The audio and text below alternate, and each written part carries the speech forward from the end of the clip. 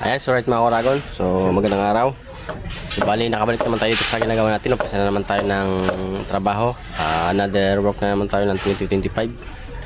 Ayan. So nakalipas na yung 24, 28 naman tayo ngayon. So araw ngayon ng Lunes. Umpisa na naman tayo ng trabaho din sa ating mabalakat project natin. So iniwan ko ito naman nakarang linggo na nagtrabaho rin mga ilan nagtrabaho. So ngayon pasukin na natin kung ano na makaganapan ng mga nakarang linggo at trabaho nila. So tara, let's go. Papakita ko sa inyo kung ano makaganapan na. So dito sa harap, ito na yung nagawa nila nung wala tayo. Ito kasi ito yung pinagawa natin eh. Ayun yung poste, mga poste na ng bakod. Ayan, postehan na nila. So ito yung ano, ito na yung service gate. 1 meter yung distansya niya ng buka, 1 meter yung service gate. Tapos ito naman yung main gate, garahe sa papunta dito sa may terrace, papunta dito sa garahe. Ito yung main gate natin. Yan yung kinakalasan ni tatay. Binuusan nila ito nung Sabado pagdating natin. So kasi nung Sabado kasi nag-umpisa sila ng trabaho. So ngayon Monday, ngayon ang araw ng pagtrabaho ko rin. Kaya umpisa naman tayo. So bali may nakabang tayo dyan na para sa electrical, main electrical dyan.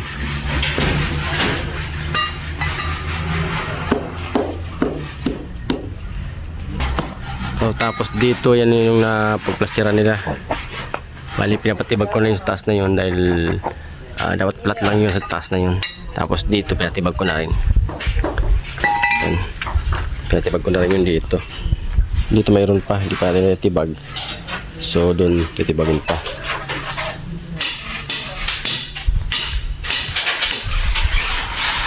Ayan yung mga kaganapan. So natapos na rin nila yung overhead dito. Mga overhead sa mga terrace. Tapos CR overhead. Ito yung iniwanan natin nung umuwi tayo. Ngayon okay na, napinis na.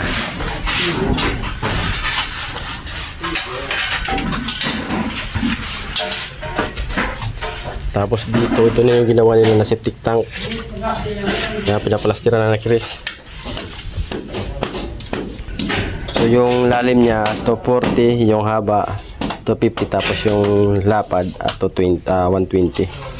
So bali yung umpisa na ni Chris. Ayan dito. So tapos may partition siya dito. Mayroon pa saan dito partition, kaso nangyari nagkaroon ng another ano nangyari dyan Chris? Nabutas yung dating septic tank. Nabutas yung dating septic tank. So yun dito nagkaroon ng partition na hindi dapat, wala dapat yan. Kaso nagkaroon ng partition dahil sa yung CR namin nandyan. So nung hukay na nila nung wala ako, nabutas, pumunta dito ng tubig, kaya naglagay sila dito ng partition.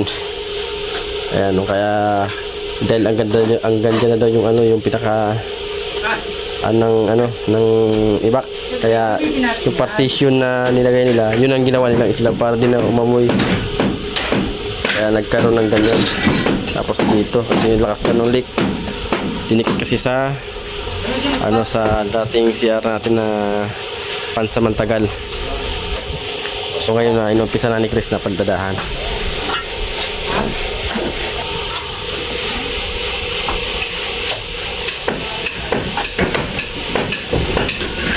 So pag natapos yan, islaban natin yan para itong mga nakaimbak na mga buhangin, mga lupa, may clearing na natin dito. Maraming kalat. So halos kalat tayo dito, maraming kalat. Yung pagalis ko hindi ito ganito na kalat. Ngayon pakalat na dahil sa nagbukay sila, tapos marami pang nagawa, marami pang nangyari na wala ako, kaya ganito na nangyari yung yung pagkayari ng kaya pinapayos ko yung mga nakakalat na mga scaffolding, tapos mga kahoy-kahoy, tapos bakal, pinapayos ko, pinapasibrate ko para maayos.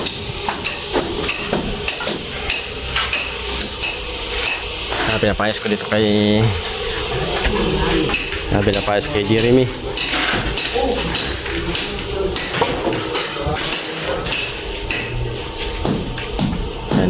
Ito yung gagamitin ng PR para dyan. Tapos ito yung sibak ng electrician. So nakabit na rin pala yung panel. Ayan yung panel na kabit na. Tapos ito na yung pinaka-supply ng kuryente.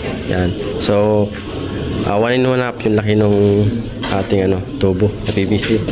Tapos okay na rin yung fittings natin para sa mga CR, sa mga papunta sa septic tank. Okay na. Nasiperate na rin natin yung para sa tubig, para sa mga laboratory. Siperate na rin yan.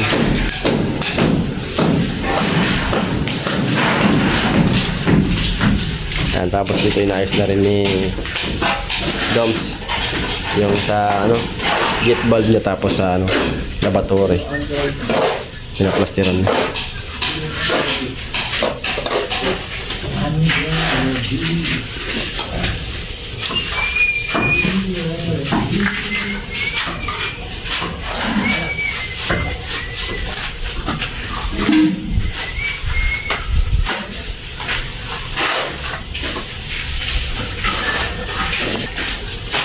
So ang daming kalat. So nakakalat talaga, halos marami. Noong nung pag-alis ko malinis, pagbalik ko ganito nakakalat. Ang daming kalat na. So walang problema sa atin, ayusin natin yan, paayos ko yan sa mga bataan natin para maging maayos na. At ang problema kasi dito, wala tayong paglalagyan ng mga kalat natin. So di makot-takot dahil naghahanap pa tayo ng matatapunan ng ng mga kalat na mga tinibag. Tapos tong ibang part ng mga lupa na sobra, dapat may tapo na to. So tapos ito na yung nagawang hagdan. Ayan. So si bar yung ginawang hagdan dito na makapal. Ayan. So ito yung step. So bari yung taas, yung height niya 20 cm, tapos yung lapad 30 cm, may patmos yung kahoy. So bali binabalakan niya na ilipat, magkakaroon pa ng isang landing dito dahil ayaw na mahaba. Siguro hanggang lang dito yung pinaka agdan niya, pantay dito pa ganun, para maging dalawang landing, isa dito isa dito. So pinag-iisipan pa kung ano yung itsura. Sakitin natin dito. Ayan. So pero yung pagkagawa nito, okay na okay, sakto na sa pangpa. Ayan ang ganda. Sakto lang. So pero pinag-iisipan pa kung baguhin or hindi. Ayan. So dito sa part na to, sa second floor, ayos na lahat. So ang problema lang namin dito, ceiling. So di pa dumarating yung ating metal paring, tapos walling gill dahil kinulang dito lang natapos yung sa CR. Yung dito banda kinulang, halos nagkakulang yung walling gill.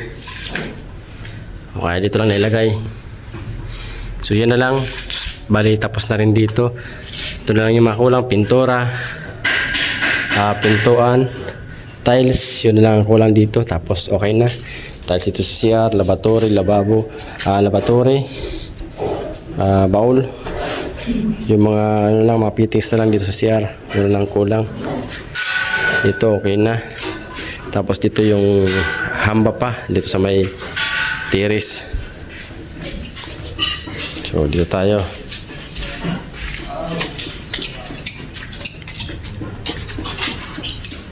So bali may metal paring dito, ang kulang lang dito walling gill, tapos carrying channel. Dito nakalagay yan. Tapos dito naman sa may taas, sa gilid ng laylayan natin, expander na lang kulang dyan. Tapos na rin yan. Yan, expander na lang sa mga paikot to. Tapos na yan. So dito si Lolo yan, pinapatibag natin, halos pantay ka lang. Pantay lang kasi dito Lolo, no? Yan, diretso lang yan, akal. Oo. Flat lang. Ha? Oo, ayusin mo muna, baga mahirap na. Bata pa si Mrs.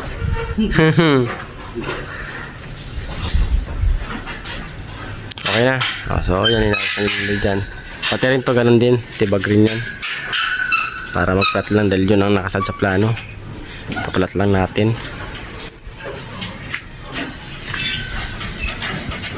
So yun mga Oragon, sa mga nag-aabang sa akin yung nagtatanong kung available pa ba itong project natin, kung kailangan pa ba tayo ng trabador, mga helper, mason, carpenter, painter.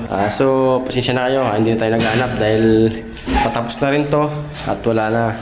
Kumbaga patapos na, nagtatagal na kami ng iba dahil para kasi punuan na dito. Mahirap kasing kumilos kapag marami rin. Kapag marami, mahirapang kumilos, siksikan yung iba, nagkwentuhan na lang kasi wala nang gagawin. Kaya mahirap din kapag sobrang konti. Kung ilan lang kayo magtrabaho, mahirap din yung tatagal yung trabaho. Kaya kailangan tama lang.